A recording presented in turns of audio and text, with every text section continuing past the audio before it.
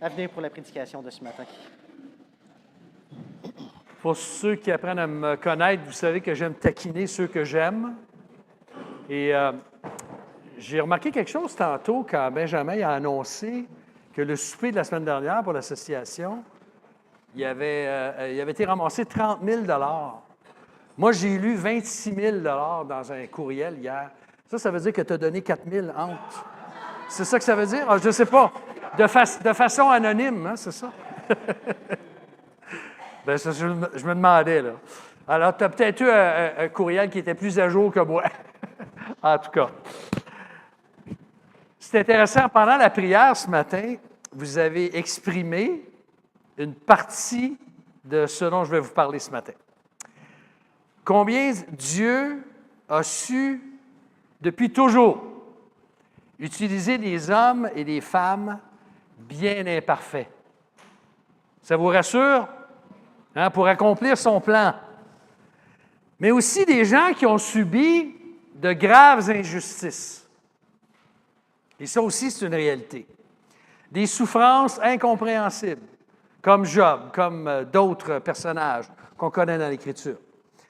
À travers qui son dessein s'est réalisé dans l'histoire. Et souvent, c'est de façon, je dirais, extrêmement surprenante comment Dieu travaille. On a entendu le témoignage de Joanne la semaine dernière. Je pense qu'elle n'est pas ici ce matin, je ne l'ai pas vue. Mais vous avez été touchés de voir comment elle a saisi, malgré des circonstances extrêmement graves qu'elle a vécues, elle a saisi l'amour de Dieu. Et ça, il y a juste Dieu qui peut faire ça. On est d'accord? C'est pas humain, ça, de voir une telle œuvre de la part du Seigneur. Alors, nous sommes dans une série d'enseignements, pour ceux qui se joignent à nous là, les dernières semaines, puis pour vous rappeler à ceux qui auraient peut-être déjà oublié, comme moi, qu'on est dans une série qui s'appelle « Le Dieu vivant et vrai à jamais ». Donc, on veut parcourir l'Ancien Testament dans les prochains mois. Je ne sais pas combien de temps ça va durer, ça va dépendre des besoins et de là où je peux être utile avec les frères qui enseignent déjà les dimanches. Mais on a vu il y a 3 semaines que nous avons un Dieu qui est rejeté par ses créatures rebelles. On a vu avant ça dans Genèse chapitre 1 et 2 qu'on a un Dieu créateur. Et là, la suite du livre traite de la vie mouvementée, je dirais, de 4 personnages. Abraham, Isaac, Jacob et Joseph. Un petit truc en passant, si vous voulez, résumer la Genèse en 2 phrases. J'ai appris ça ça doit faire 45 ans que j'ai appris ça, je n'ai jamais oublié, dans un des premiers cours de Sembec. La Genèse, c'est 4 grands événements, 4 grands hommes. La création, la chute ou la rupture. Le 3e, c'est quoi, non? L'origine des nations, c'est le 4e. Ouais, en tout cas, il y a ça. Puis ensuite, il y a 4 personnages. Abraham, Isaac, Jacob, Joseph. Si vous retenez ça, vous avez Genèse dans votre esprit. Alors, on va, ce matin, regarder la suite du livre, justement, mais on va faire quelque chose que je vous déconseille de faire, là. Je vous donne un mauvais exemple ici. On va sauter par-dessus Abraham, parce qu'il y a tellement de choses dans Abraham, mais je pourrais dire que s'il y a une phrase qui résume Dieu dans la vie d'Abraham, c'est un Dieu qui s'engage. Hein, il lui promet qu'il va faire de lui le père de toutes les nations, et puis il va bénir sa descendance, puis que sa descendance va être aussi nombreuse, quoique le sable sur le bord de la mer et les étoiles dans les cieux. Plus nombreux que ça. Alors, au chapitre 27 à 50 dans le livre de Genèse, on va couvrir une grosse bouchée ce matin, mais on va parcourir ça ensemble. On va admirer comment Dieu est souverain, particulièrement dans son plan de rédemption, qu'il met graduellement en œuvre avec cette alliance par laquelle il s'est engagé envers Abraham, et ensuite Isaac, et Jacob, et Joseph. Et ce qui est merveilleux dans tout ça, c'est que la souveraineté de Dieu, c'est-à-dire le fait que Dieu est au-dessus de toute chose, que Dieu est au contrôle de toute chose, la souveraineté de Dieu n'est jamais affectée ou modifiée par les gaffes, par les injustices, par les bêtises que nos pères ont faites, nos ancêtres ont faites, ou même par celles que nous commettons aujourd'hui, ou celles que nous subissons. Parce que non simplement on en commet des gaffes, mais qu'est-ce qu'on fait dans la vie? On subit les conséquences des gaffes des autres. À moins que vous ne soyez pas sur la même planète que moi, là, mais ça, c'est une réalité. Où serais-tu aujourd'hui si Dieu ne travaillait qu'avec des personnes accomplies et parfaites? Vous connaissez la blague du « je me suis joint à l'Église, je cherchais une Église parfaite. Depuis que je suis arrivé, là, je me suis rendu compte qu'elle est devenue imparfaite. » On est tous des imparfaits, on est tous des pécheurs, des pécheresses. Mais dans quel état serions-nous si Dieu perdait le contrôle? Lorsque des injustices se produisent ou nous affectent personnellement. Mais gloire à Dieu, Dieu n'est pas affecté. Malgré un monde déchu, tordu par le péché et par la rébellion, Dieu, c'est une chose qu'on va comprendre ce matin, c'est que Dieu demeure souverain éternellement. Et ça, c'est rassurant. Jacob et Joseph sont de très bons exemples de cette réalité-là. Que Dieu travaille au sein même de péchés, de gaffes, de mauvaises décisions, de bêtises, de polygamie, d'injustice et tout ça. Dieu est à l'œuvre. Dieu travaille. Je vais saisir l'occasion ce matin pour faire une petite clarification qui est importante dans le monde chrétien et je dirais dans l'enseignement en général, dans la Bible en général, c'est que lorsqu'on se penche sur la vie d'un personnage biblique, la tentation qu'on a, quand on étudie un thème, puis là, on arrive à un personnage, comme là, on va regarder Jacob et Joseph brièvement. Est-ce que Dieu nous a donné leur histoire dans la Bible seulement pour être des modèles à imiter ou à éviter? C'est-à-dire d'en faire des leçons morales. David a commis l'adultère. Il ne faut pas commettre l'adultère. Est-ce que c'est juste pour ça? Toutes sortes d'exemples comme ça dans l'Écriture. Et je pourrais vous en donner des farfelus, là. Est-ce que, par exemple, l'exemple comment Isaac va trouver sa femme est un modèle à suivre pour aujourd'hui? C'est un exemple à suivre. Tu sauves une femme, tu envoies un serviteur la chercher, il la ramène, tu as une entente, tu te maries avec. C'est comme ça qu'on marie quelqu'un aujourd'hui? Non, ça ne n'a pas été donné comme un modèle nécessairement imité. Et malheureusement, et je le dis avec beaucoup de tristesse, c'est qu'il y a plusieurs livres chrétiens, plusieurs études bibliques, plusieurs commentaires et même beaucoup de prédicateurs tombent dans ce panneau-là de faire des personnages des leçons de morale. Faisons ci, faisons pas ça, faisons pas comme lui, faisons comme lui. Et puis là, qu'est-ce que ça fait, ça? Si on ne fait que de regarder des leçons morales ou chercher des leçons morales, je ne sais pas si vous êtes comme moi, mais moi, je ressens dans ce temps-là de profonds sentiments de faiblesse, d'insignifiance, de découragement, de culpabilité, ou je dirais même d'insignifiance. Moi, je veux vous rassurer, là, au cas où vous ne le seriez pas, là, je ne serai jamais comme Daniel, le personnage biblique. Je ne serai jamais comme Néhémie. Je ne serai jamais comme David. Je ne serai jamais comme Ruth. Je me souviens, j'aimais ça dire que Ruth, ce n'est pas un manuel que Dieu nous a donné dans la Bible pour agir quand ta belle-mère est ta mère. Petit jeu de mots aussi, hein? Ruth est tombée amère. Alors, est-ce que c'est juste, ça nous a juste été donné? Comment est-ce que tu agis quand ta belle-mère est ta mère? Elle est remplie d'amertume. Mais non, ça ne peut pas être le but du livre. Mais pourtant, il y en a beaucoup qui font ça. Vous allez lire les livres chrétiens, même des prédicateurs connus, là. Ils vont tirer beaucoup des leçons morales. Mais ce que ça fait, c'est que ça crée un profond sentiment d'infériorité. Si j'écoute seulement ces prédicateurs-là, tout ce que je me sens à la fin des enseignements, c'est quoi? Je ne suis pas bon, je ne suis pas assez bon. J'appelle ça, moi, la théologie du ver, un ver de terre, là. Je ne suis qu'un ver, je suis toujours insignifiant, je ne suis toujours pas bon. Il me semble que je n'arriverai jamais. Non. au lieu de s'enfarger dans les bons et les mauvais coups des hommes et des femmes, et j'en conviens que Dieu nous a donné ces choses-là pour nous avertir aussi. Il le dit dans Corinthiens, que par exemple, les désirs, n'ayez pas des désirs comme le peuple d'Israël a eu. Pourquoi? Parce que ces choses ont été données comme des exemples. Pourquoi? Pour pas qu'on ait des désirs comme eux. Il y a une place pour ça, là. Ne me comprenez pas. Je ne suis pas en train de dire qu'il n'y a aucune leçon à tirer des mauvais coups ou des bons coups que les personnages ont faits. Mais quand on s'élève au-dessus de ça et on essaie de voir comment Dieu s'est servi de ce personnage-là dans son plan global de rédemption, dans son grand plan de rédemption, qu'est-ce que ça annonce, ce personnage-là? Quelle est sa place dans ce qu'on appelle la trame biblique, dans l'histoire biblique? Comment est-ce que ça nous annonce Jésus-Christ, qui va venir plus tard? Et surtout, vous ne pouvez jamais vous tromper quand vous faites ça. Quand vous lisez l'histoire d'un personnage, demandez-vous quels sont les attributs de Dieu ou les œuvres de Dieu qui nous sont manifestés ou mentionnés, qui sont mis en évidence dans leur vie. Vous ne pouvez pas vous tromper quand vous faites ça. Et ça, vous allez dépasser l'idée « faisons comme lui, puis faisons pas comme lui ».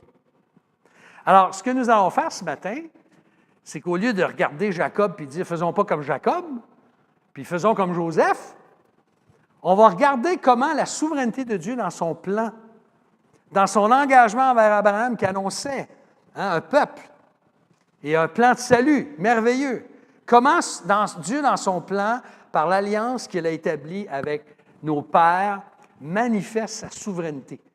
Et ça, on est sûr de viser au bon endroit, je crois, quand on fait ça. En particulier avec deux personnages, Jacob et Joseph. Alors, on va parcourir Jacob. Jacob, il nous est présenté dans l'Ancien Testament, le Dieu souverain de Jacob, dans les chapitres 27 à 35 dans le livre de Genèse. Alors, Jacob, vous savez, c'est le père de la nation d'Israël. Dieu a changé son nom pour Israël. Il apparaît dans Genèse 25 quand il naît, avec son frère jumeau Ésaü, puis vous vous rappelez ce qui est arrivé? Quand il est né, il avait le pouce accroché au talon. Donc, tôt dans sa jeunesse, Jacob portait très bien son nom, dès sa naissance. Et son nom, ça signifie quoi? Talonneur ou trompeur. C'est le fun, hein? Tu te fais appeler. « Hey, trompeur, viens ici, là. Trompeur, viens, trompeur. » C'est ça que ça voulait dire, Jacob. Et qu'est-ce qu'il fait, Jacob, assez vite? Vous vous rappelez, si vous avez lu un peu Genèse, si vous ne l'avez pas lu, je vous résume.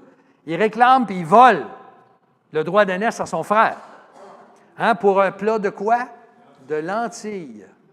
Pas des lentilles comme ça, là. Des lentilles qu'on mange. Au chapitre 27, il est encouragé par sa mère. Il trompe son père Isaac en ravissant la bénédiction que devait recevoir Ésaü, comme le fils aîné. C'est ce que ça veut dire, le droit d'aînesse. Ça veut dire le droit que l'aîné possédait. Et là, derrière ces manigances-là, contre son frère, contre son père, il est vraiment incroyable de voir que la souveraineté de Dieu est à l'œuvre dans sa vie. Et je dirais de façon très étrange.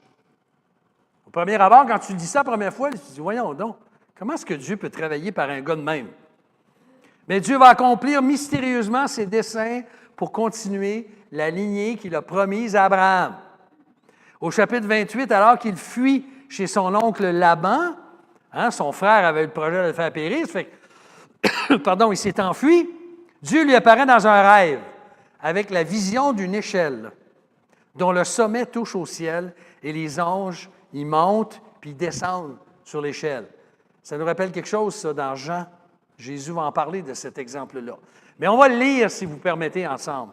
Alors, c'est Genèse 28, versets 10 à 22. Vous ne l'aurez pas à l'écran, mais écoutez-le, je vais vous le lire brièvement. Jacob partit de Beersheba et s'en alla à Haran. Il atteignit un endroit où il passait la nuit, car le soleil était couché. Il prit l'une des pierres de l'endroit, il la plaça sous sa tête et se coucha à cet endroit. Il eut un rêve.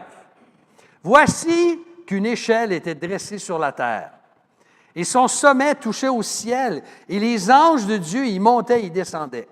Or, l'Éternel se tenait au-dessus d'elle, il dit, « Je suis l'Éternel. » Regardez bien comment Dieu se révèle à lui, là. Un trompeur. « Je suis l'Éternel, le Dieu d'Abraham, ton père, le Dieu d'Isaac. La terre sur laquelle tu es couché, je te donnerai à toi et à ta descendance. Ta descendance sera innombrable comme la poussière de la terre. Tu t'étendras à l'ouest et à l'est, au nord et au sud. Toutes les familles de la terre seront quoi? Bénies en toi et en ta descendance. Voici, je suis moi-même avec toi, je te garderai partout où tu iras, je te ramènerai dans ce territoire, car je ne t'abandonnerai pas avant d'avoir accompli ce que je dis. Jacob s'éveilla de son sommeil et il dit, certainement l'Éternel est présent dans cet endroit. Et moi, je ne le savais pas. Il eut de la crainte et dit que cet endroit est redoutable. Ce n'est rien moins que la maison de Dieu. C'est la porte des cieux. Jacob se leva de bon matin, il prit la pierre qu'il avait placée sous sa tête, il l'érigea en stèle, versa de l'huile sur son sommet. Il donna le nom de Béthel à cet endroit. Mais la ville avait d'abord porté le nom de Luz. Jacob fit un vœu en disant, écoutez bien ceci, là. Vous allez voir un personnage imparfait, vous en avez un ici, là. Si Dieu est avec moi et me garde sur la route où je vais, s'il me donne du pain à manger et des habits pour me vêtir, et si je retourne en paix à la maison de mon Père, alors l'Éternel sera mon Dieu. Cette pierre que j'ai érigée en stèle sera la maison de Dieu. Je te donnerai la dîme de tout ce que tu me donneras. Alors, cette vision annonce quoi? Un libre accès à Dieu malgré sa malhonnêteté. Et je l'ai mentionné tantôt, Jésus reprend cette vision-là dans Jean chapitre 3, si je me souviens, Jean 1, pardon, à la fin du chapitre 1 dans l'Évangile de Jean, où il va faire allusion à cette vision. Hein, vous verrez désormais le Fils de l'homme monter et descendre. Il fait directement référence à cet épisode dans la vie de Jacob. Alors, qu'est-ce que Dieu fait? Comme il l'avait fait avec Abraham. Exactement comme il l'avait fait avec Abraham. Il lui promet que sa descendance va se multiplier et qu'elle va posséder le pays promis. Puis là, Jacob se réveille, il nomme l'endroit quoi? Béthel, qui veut dire maison de Dieu. On ne compte plus toutes les églises et les institutions bibliques et les endroits dans le monde qui portent le nom Béthel. Ça veut dire maison de Dieu. Hein, la porte des cieux. Mais là, en bon calculateur, qu'est-ce qu'il fait? Il fait un vœu. Moi, je qualifierais ça plutôt de marchandage. Qu'est-ce que Dieu venait de lui dire dans la promesse? Je serai avec toi. Là, qu'est-ce qu'il dit dans son vœu? Si Dieu est avec moi, s'il me donne à manger, s'il me permet de revenir mon frère, alors l'Éternel sera mon Dieu. Ça nous ressemble, ça? Ça nous ressemble. Hein, Seigneur, si tu me guéris, là, je vais te suivre jusqu'à la fin de mes jours. Je vais aller annoncer l'Évangile aux Africains les plus reculés.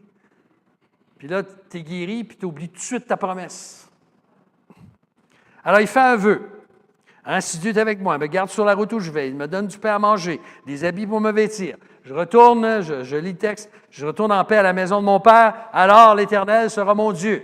Cette pierre que j'ai érigée en stèle sera la maison de Dieu. Je donnerai la dîme de tout ce que tu me donneras. Maintenant, Dieu aurait pu le punir immédiatement. Je viens de te le dire que je vais être avec toi. Comment peux-tu me dire une chose pareille?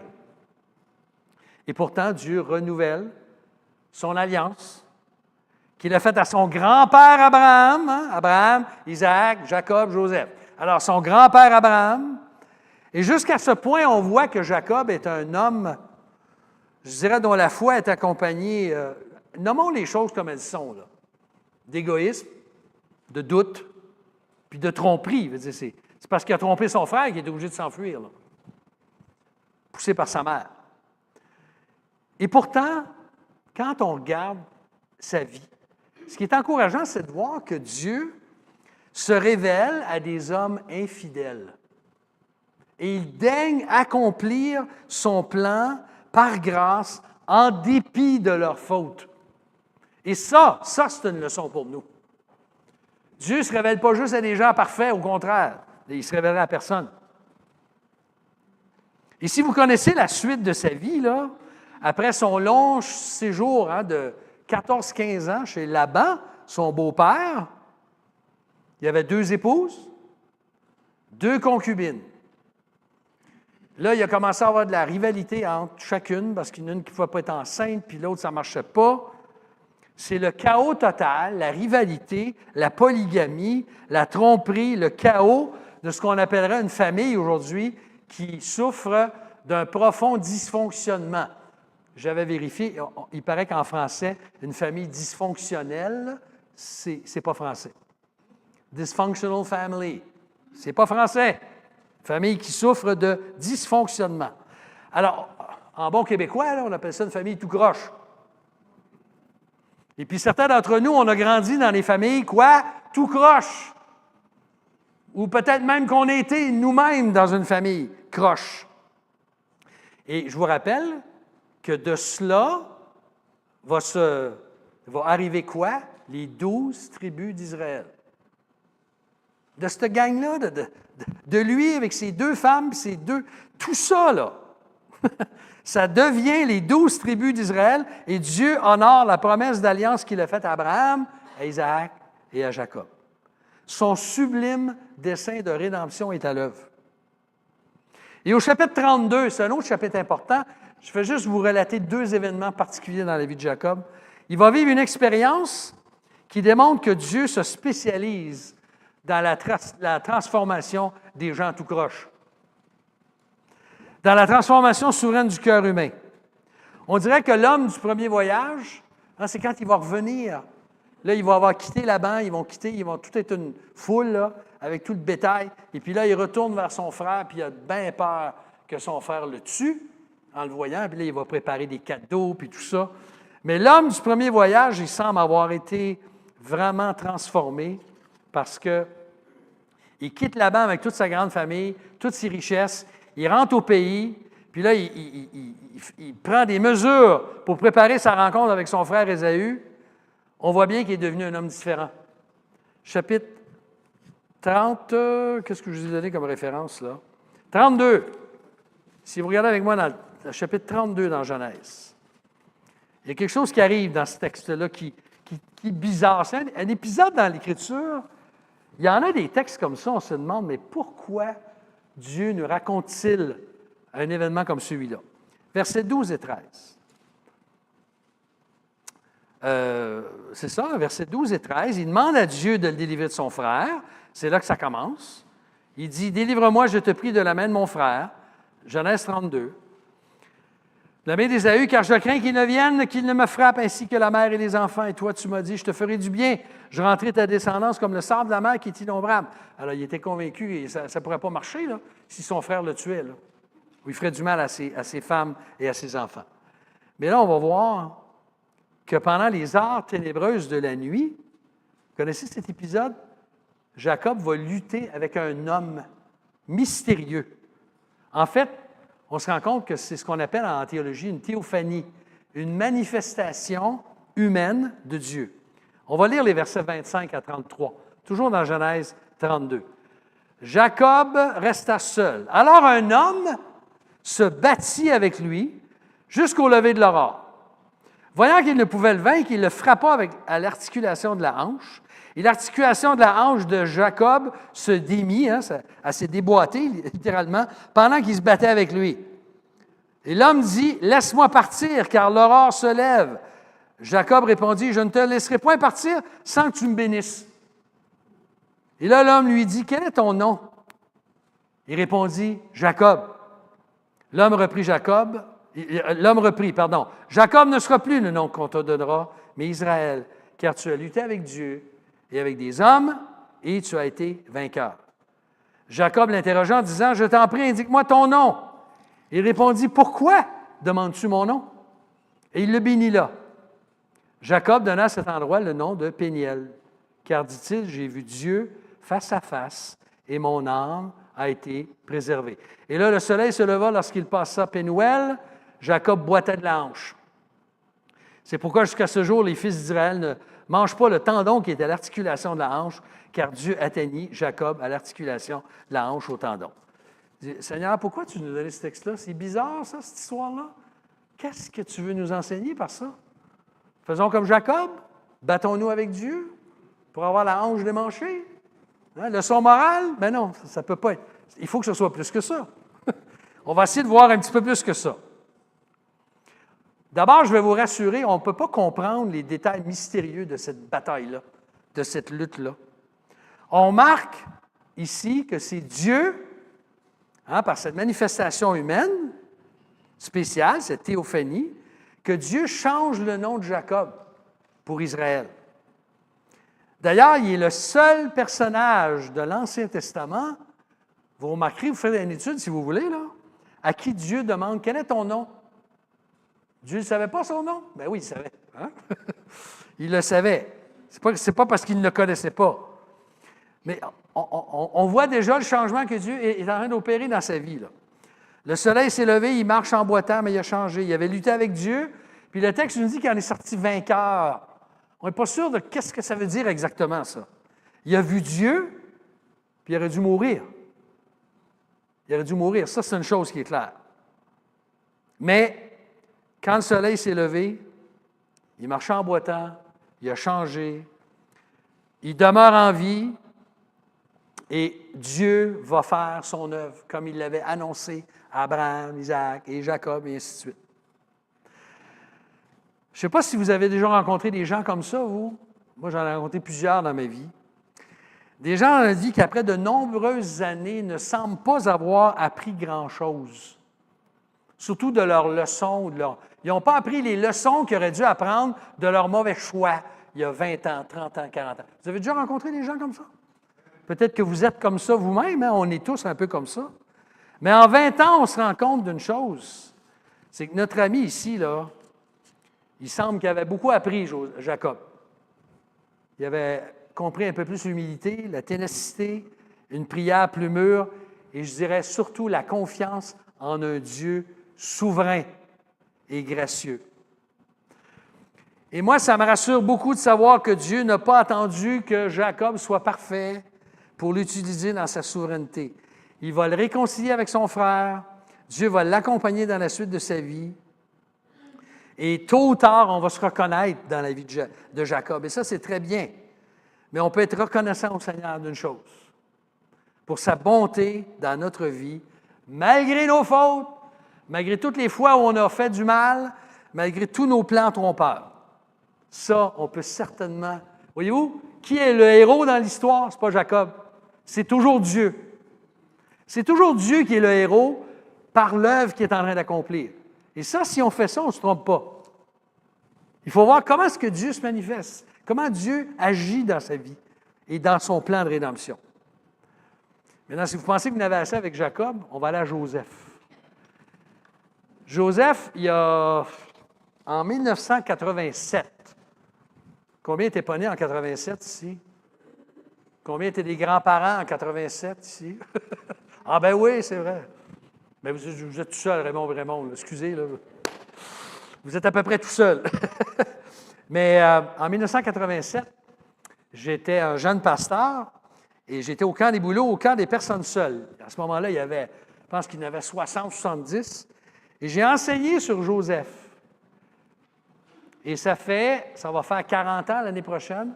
Je rencontre encore des gens qui me disent « Hey, tu te rappelles la série de prédications que tu nous donnais au camp des bouleaux sur Joseph? » C'est pas parce que c'est moi qui l'avais donné. C'est l'histoire de Joseph, qui est tellement touchante quand tu commences à regarder comment Dieu travaille dans sa vie. Et contrairement à son père Jacob, son grand-père Isaac et même son arrière-grand-père Abraham, vous savez ce qui caractérise Joseph? Il a été coupable d'aucun péché significatif qui nous est décrit dans l'Écriture. Un autre gars presque parfait. Essaye donc d'imiter ça, toi, un gars parfait. Moi, ça me décourage, hein? Je ne suis pas capable. Parce que je sais que je ne serai jamais comme Joseph. Alors, qu'est-ce qu'on essaie de voir? Au contraire, par la foi, s'il y a une chose certainement qui peut nous inspirer, c'est comment il a résisté au péché malgré les injustices qu'il a vécues. Et ça, c'est très frappant dans la vie de Joseph.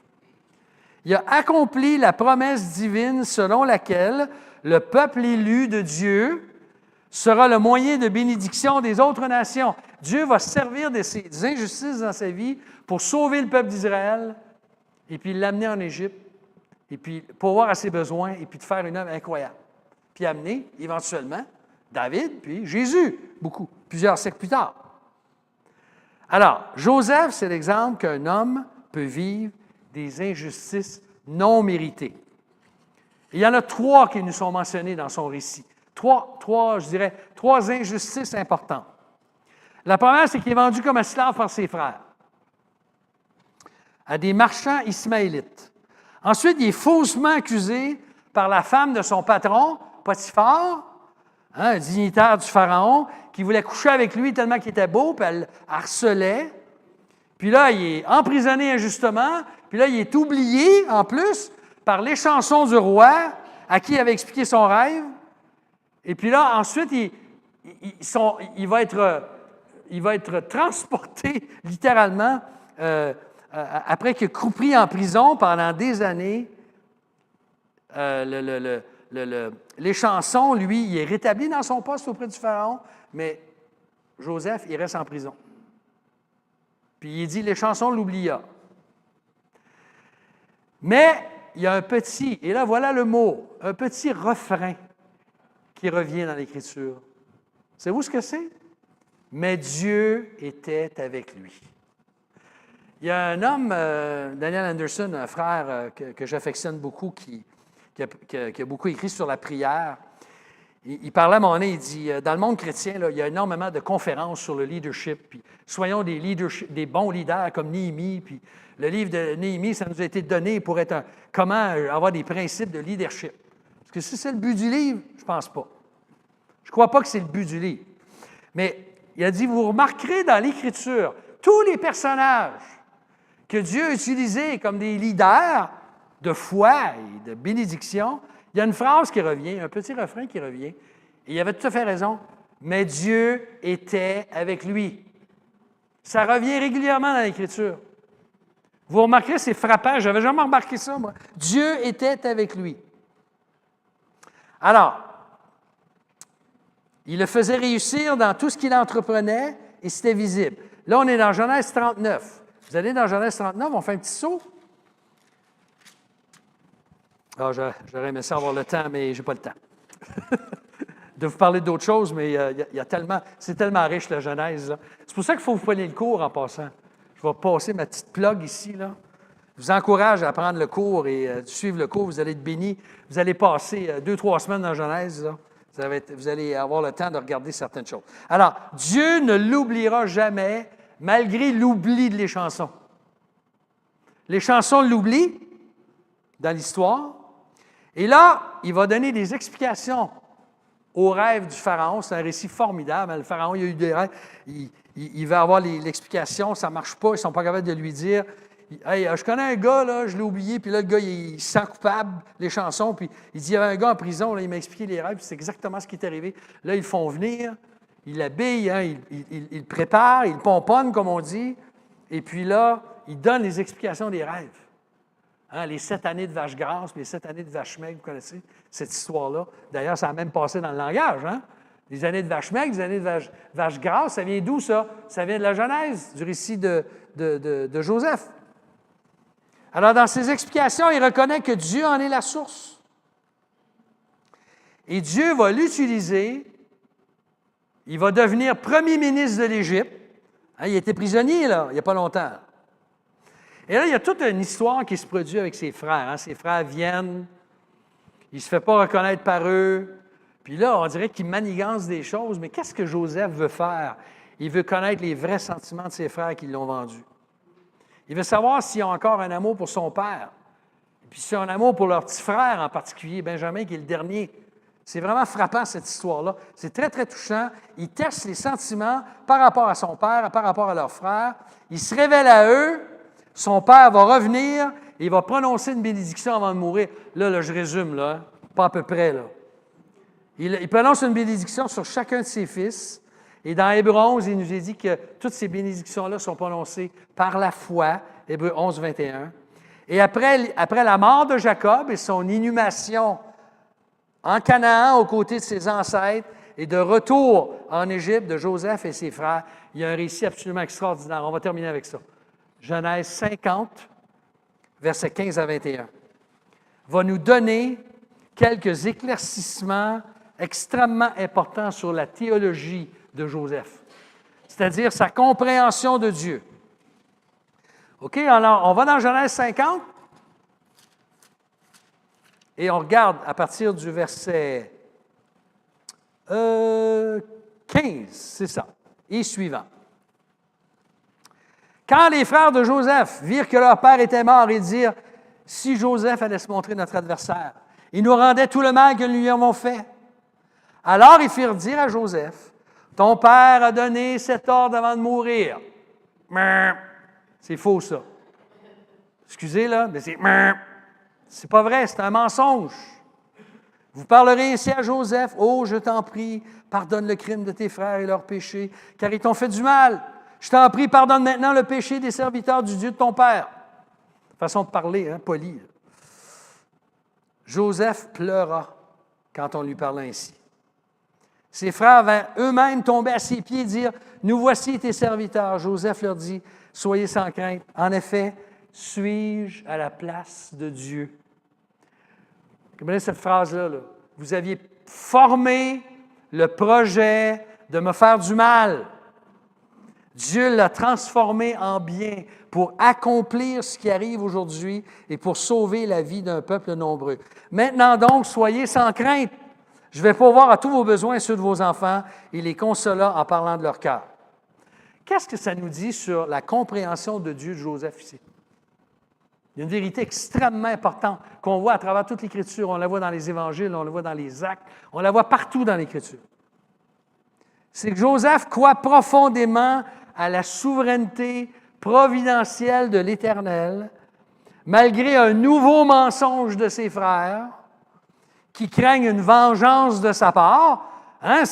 Maintenant que notre père est mort, là, peut-être qu'il va vouloir se venger. Alors, il invente un mensonge.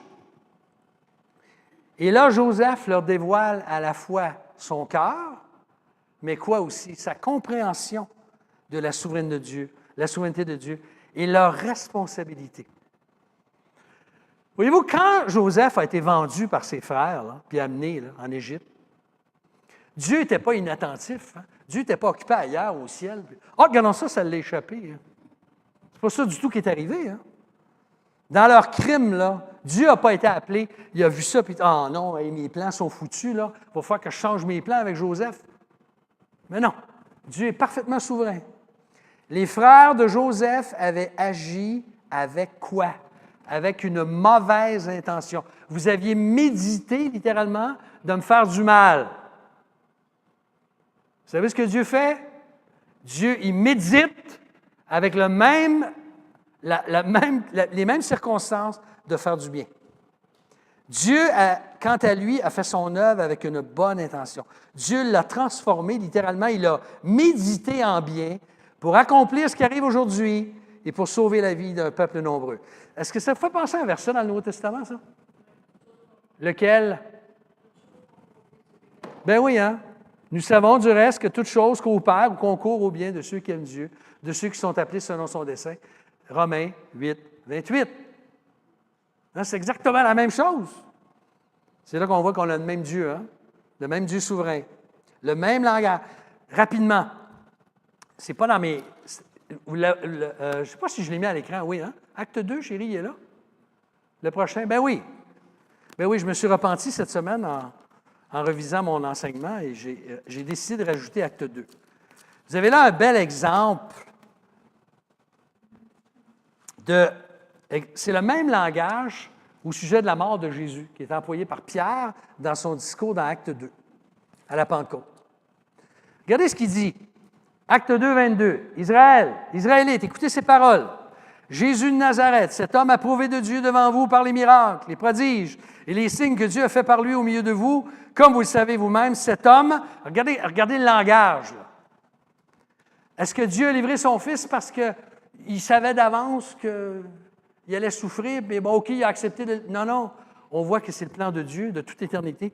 Hein, cet homme, livré selon le dessein arrêté et selon la préscience de Dieu.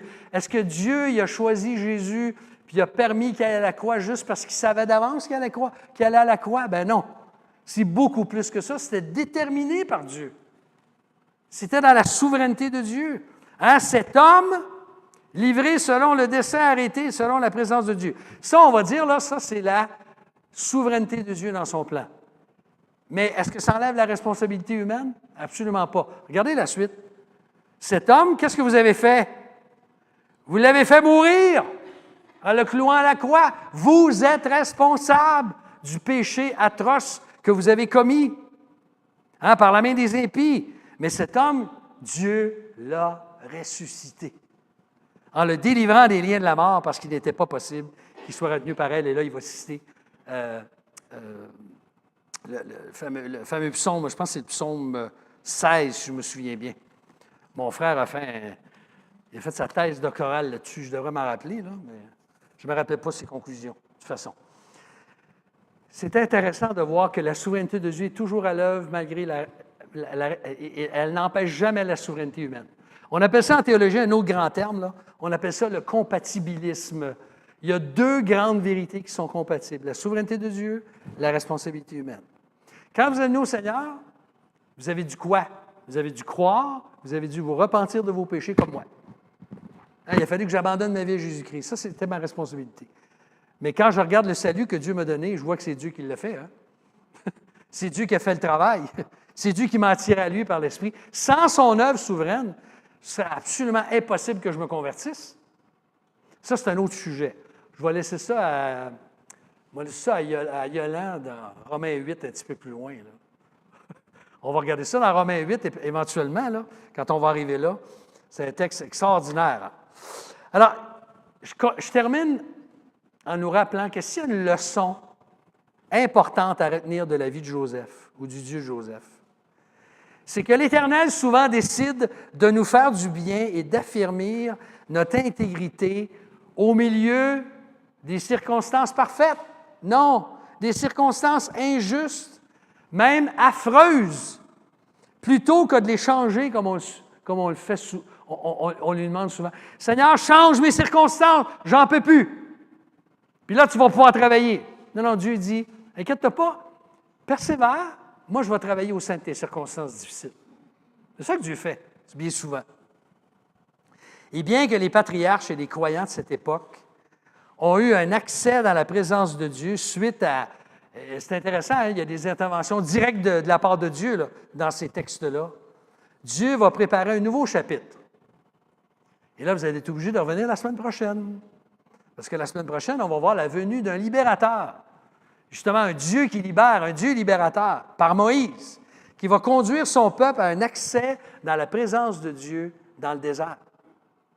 Alors, soyons rassurés ce matin que Dieu demeure souverain dans nos circonstances actuelles, même les plus difficiles.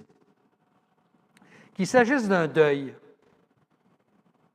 On a appris une nouvelle d'un deuil cette semaine, d'un décès. Je l'ai connu il y a longtemps, c'est Ginette. Hein? Oui. Je l'ai connue à Hall à l'époque quand elle s'est convertie.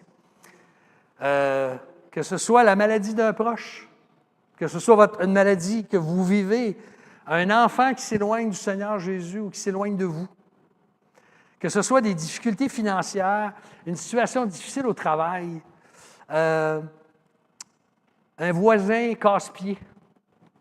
Avez-vous déjà vu ça, des voisins casse-pieds? Ça existe, hein? Ou bien un conflit avec quelqu'un, des difficultés familiales, des difficultés de couple. Ou je dirais même, une des choses qui est les plus difficiles à comprendre, c'est souvent le silence de Dieu par rapport à une situation. Hein, on prie, puis Dieu semble silencieux. Est-ce que ton Dieu continue à être souverain? C'est ça la question qu'on doit se poser. Est-ce que Dieu est toujours au contrôle? Et si je le crois, je vais persévérer. Est-ce que tu le crois ce matin, ça, que Dieu est souverain? Bien, pour croire que Dieu est souverain, il faut d'abord avoir compris par sa grâce la grandeur du salut qu'il nous offre en Jésus-Christ. Que lui est allé à la croix, malgré la haine et le mépris des hommes, Dieu était souverain dans le don de son Fils. pour notre salut. Imagine-toi, Dieu t'a gardé en vie jusqu'à aujourd'hui. Là. À ma connaissance, tu es en vie ce matin. Là. Peut-être que tu étais un peu perdu dans tes pensées, je ne le sais pas, c'est possible. Mais tu es en vie. Et si Dieu t'a gardé jusqu'à aujourd'hui, c'est sûrement pour que tu puisses le connaître et que tu connaisses son salut. Jésus est mort sur la croix selon le plan souverain de Dieu pour toi. Et ça, je le crois, de tout mon cœur. Il y a une prière touchante que j'ai lue. Ce n'est pas souvent que je vais relire une prière de quelqu'un d'autre. Mais Don Carson, dans son livre « Le Dieu qui est là », qui est un livre qui parcourt toute la Bible, c'est un livre extraordinaire. C'est un livre que je vous recommande à lire là, dans votre vie chrétienne, pour votre compréhension des Écritures, c'est « Le Dieu qui est là » de Don Carson. Et il y a une prière à la page 72 que je vais vous inviter à vous lever et je vais la lire, la prière.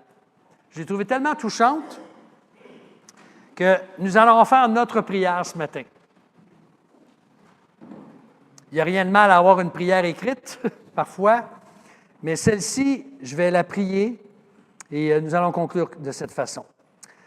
Alors, nous confessons, Seigneur notre Dieu, que dans un monde numérique rempli de bénédictions matérielles, dans un monde de physique nucléaire qui avance à une vitesse étourdissante, et on pourrait ajouter d'intelligence artificielle. De méditer ces passages, ça nous demande un véritable effort, Seigneur. Et nous commençons pourtant à voir que tu es le Dieu souverain auquel nous devons tout. Le cœur de notre rébellion se trouve dans notre désir d'être Dieu à ta place, de gérer les choses par nous-mêmes, de marchander avec toi. Nous gâchons tout, nous nuisant à nous-mêmes et à nos familles, à notre société, aux relations entre nations, par nos sentiments de supériorité, notre racisme, nos génocides et tout le reste. Nous confessons, notre Dieu, qu'au cœur de tout cela se trouve cette épouvantable rébellion, cette idolâtrie qui exige que nous soyons nos propres dieux. Ouvre nos yeux, notre Dieu, notre Seigneur, afin que nous puissions voir ton indépendance souveraine, ta gloire, ta patience envers nous, grâce à laquelle nous n'avons pas encore été anéantis. Que nous puissions voir le temps que tu as consacré pendant des générations à montrer quel Dieu souverain et plein de grâce tu es, jusqu'au moment choisi par toi où tu nous as envoyé ton propre Fils pour qu'il soit l'agneau de Dieu qui ôte réellement notre péché. Seigneur notre Dieu, ouvre nos yeux et notre cœur afin que nous soyons inexorablement attirés à lui.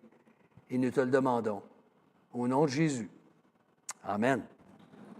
Amen. Merci. On va rester debout. Je vais inviter notre équipe pour nous conduire dans un moment de réponse par un chant. Et on voit la suite la semaine prochaine avec Moïse et le Dieu libérateur dans Exode. Alors, si vous n'avez rien à faire cette semaine, vous pouvez lire Exode.